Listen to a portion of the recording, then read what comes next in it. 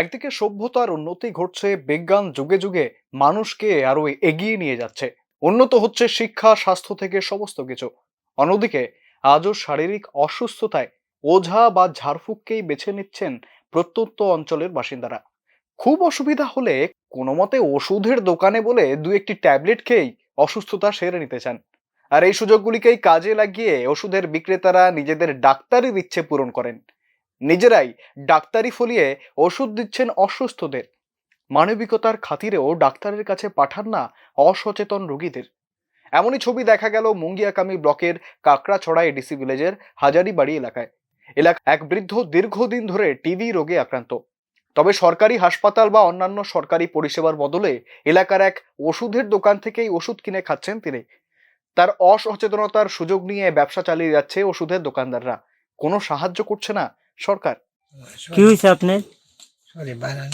কি হয়েছে?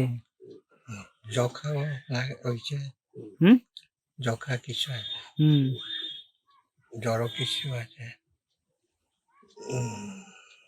সরকার থেকে কোনো সাহায্য করছে আপনাদের? না, কি সাহায্য করব? মানে রিয়াং সম্প্রদায়ের যারা মানুষ আছে তারা সরকার থেকে কোনোদিন সাহায্য পায় না? দিছে না তো, দিছে না। মানে রিয়াং সম্প্রদায়ের যারা আছে বঞ্চিত সবসময়।